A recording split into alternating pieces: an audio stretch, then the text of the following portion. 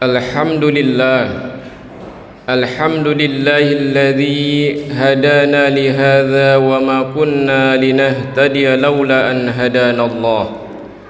Ashhadu an la ilaha illallah wahdahu la syarika lah wa ashhadu anna sayyidana Muhammadan abduhu wa rasuluh la nabiyya wa la rasula ba'dah. Allahumma salli wa sallim ala sayyidina Muhammad ibn Abdillah wa ala alihi wa sahbihi wa man walah wa la hawla wa la quwwata illa billah. Amma ba'du, faya ibadallah, usikum wa nafsi bitaqwallah wa ta'atihi la'allakum tuflihun. Wa qad qala Allah ta'ala fil Qur'anil Karim, a'udzu billahi minasy syaithanir rajim. Sibghatallah wa man ahsanu minallahi sibghatan wa nahnu lahu 'abidun. Shadaqallahul azim wa sadaqa rasuluhul karim wa nahnu ala dzalika minasy syahidin wasyakirin walhamdulillahi rabbil alamin. Hadirin jamaah salat Jumat rahimakumullah. Syukur alhamdulillah senantiasa kita sampaikan kepada Allah Subhanahu wa ta'ala atas limpahan nikmat dan karunia-Nya kepada kita semua, terutama nikmat iman dan Islam, yang dengan itu kita bisa bersujud kepada Allah Subhanahu wa ta'ala. Maka pada kesempatan yang mulia ini, khatib berwasiat untuk diri dan jamaah semuanya, mari kita terus berusaha bermujahadah meningkatkan keimanan dan ketakwaan kita kepada Allah Subhanahu wa ta'ala dengan berupaya sungguh-sungguh mendekatkan diri kepadanya, melaksanakan semua perintahnya dan menjauhi semua larangannya. Wa tazawwadu fa inna khairaz zadit taqwa, berbekalah kalian dan sungguh sebaik-baik bekal adalah takwa. Hadirin jamaah salat Jumat rahimakumullah. Pemikir besar Islam asal Pakistan, Muhammad Iqbal, menulis sebuah ungkapan yang sangat dalam maknanya. Dia menulis, Nabi Muhammad sallallahu alaihi wasallam naik hingga ke puncak tertinggi di Sidratul Muntaha dalam peristiwa Mi'raj. Iqbal berandai-andai, seandainya Muhammad seorang sufi, mungkin dia tidak akan turun kembali ke bumi karena merasa tentram berada dan bertemu dengan Tuhan. Namun Nabi Muhammad memilih untuk turun kembali ke bumi untuk menggerakkan perubahan sosial, mentransformasi struktur sosial masyarakat, dan mengubah peta sejarah dunia dengan mengusung misi profetik kerasulan. Demikian ungkap Muhammad Iqbal. Peristiwa Mi'raj sejatinya adalah inspirasi tentang tasawuf berkemajuan. Seorang salik, tentunya kita semua sebetulnya sebagai seorang mukmin yang melakukan perjalanan spiritual melangit untuk mendekatkan diri kepada Allah sedekat-dekatnya, bukanlah sikap hidup melarikan diri dari kenyataan dan lari dari tanggung jawab sosial sebagai khalifah di bumi. Perjalanan spiritual melangit melalui tahapan-tahapan spiritual atau yang disebut dengan istilah maqamat, sesungguhnya adalah kebutuhan kita untuk mengokohkan jiwa, memerdekakan jiwa kita, diri kita dari menghamba kepada selain Allah. Karena berapa banyak kemudian di antara kita yang secara tidak sadar menghamba kepada harta, menghamba kepada tahta, menghamba kepada orang lain, entah itu atasannya atau siapapun. Maka perjalanan spiritual melangit adalah proses penjernihan kolbu kita, agar jiwa kita benar-benar merdeka dan hanya menghamba kepada Allah. Demikian yang digambarkan oleh Muhammad Iqbal.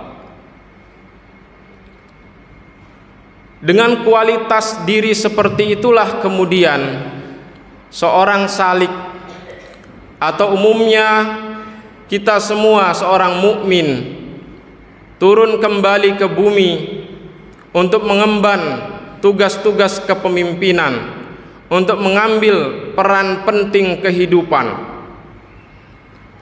Yang akan membedakannya adalah seorang salik yang telah melakukan perjalanan spiritual melangit, maka dalam mengemban amanah-amanah kepemimpinan itu, dalam mengambil peran-peran penting dalam kehidupan itu, dia akan tercahayai oleh nilai-nilai ilahiyah,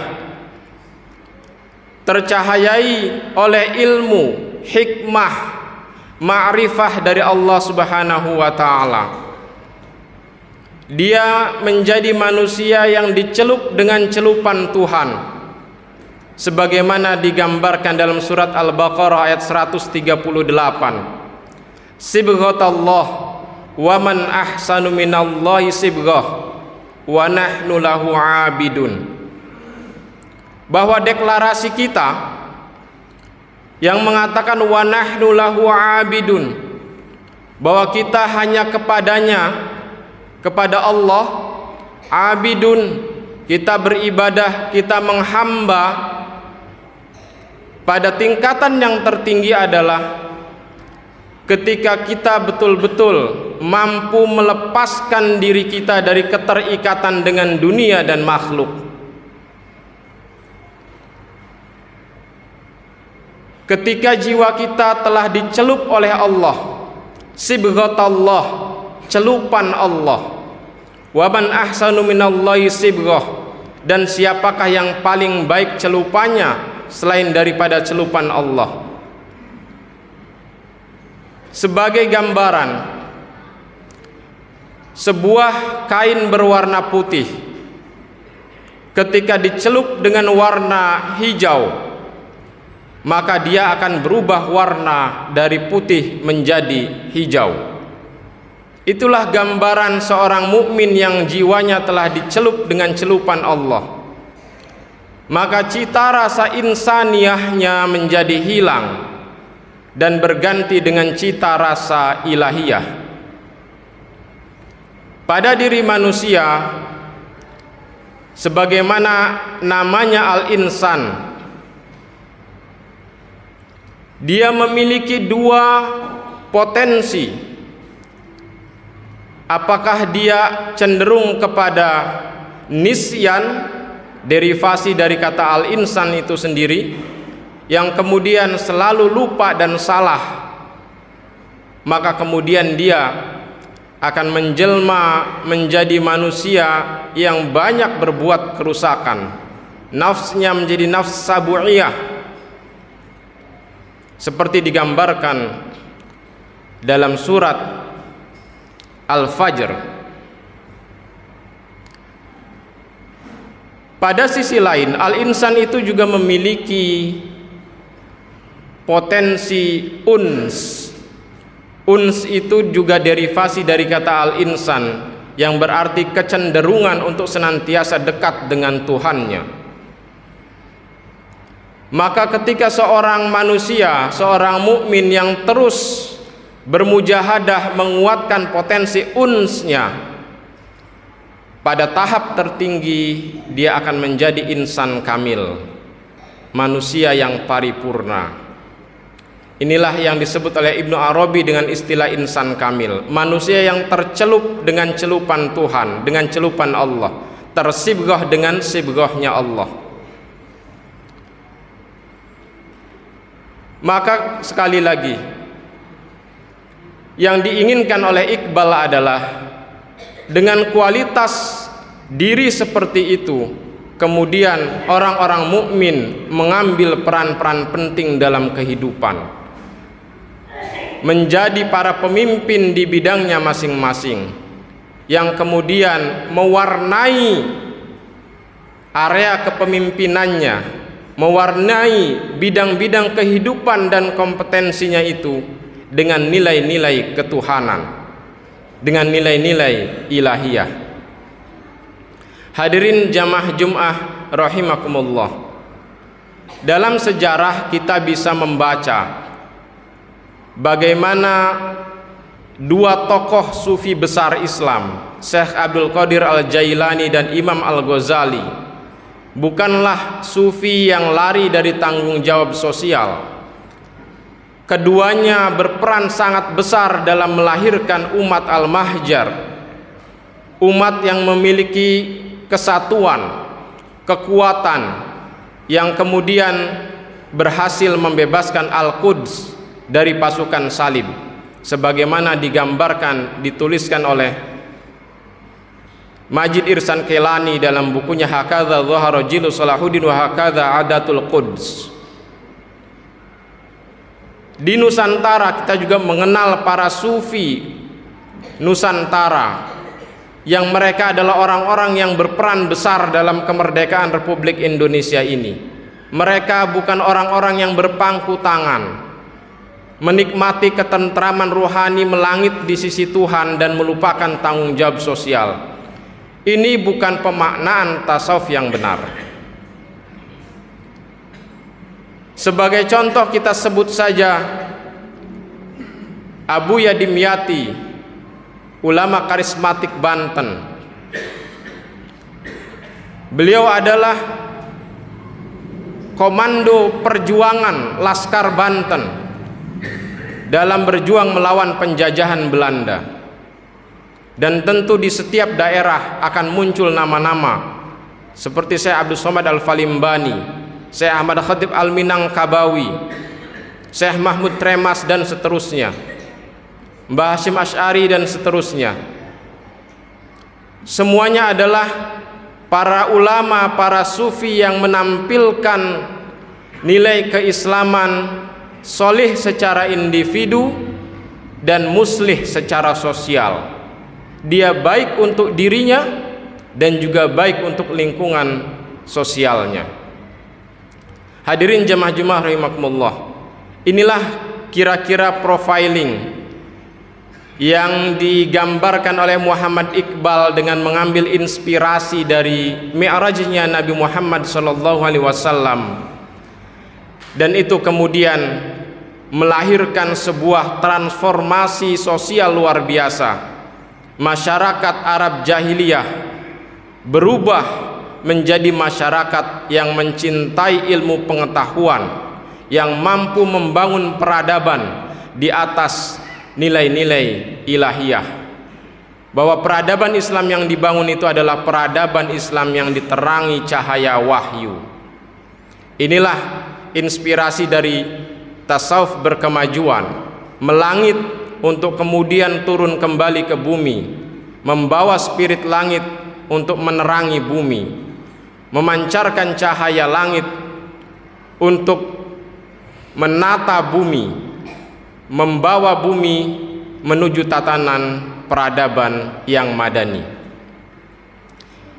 Barakallah li wa lakum fil Qur'anil Karim wa nafa'ani wa iyyakum bima fihi minal ayati wa dzikril hakim wa taqabbala minni minkum tilawatahu innahu huwas samiul alim.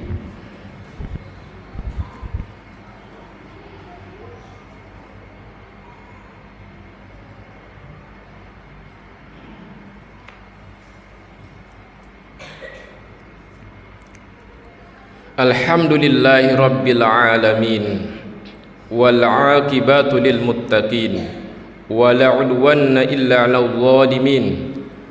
Asyhadu an la ilaha illallah wahdahu la syarika lah al malikul haqqul mubin wa asyhadu anna sayyidana Muhammadan 'abduhu wa rasuluhu as-sadiqul wa'dil amin. Allahumma salli wa sallim ala sayyidina Muhammadin wa ala alihi wa ashabi ajma'in. Amma ba'du faya ayyuhal muslimun ittaqullaha haqqa tuqatihi wa la tamutunna illa wa antum muslimun. Wa qala Allah ta'ala fil Qur'anil Karim, innallaha wa malaikatahu yusholluna 'alan nabi ya ayyuhalladzina amanu shallu 'alaihi wa sallimu taslima.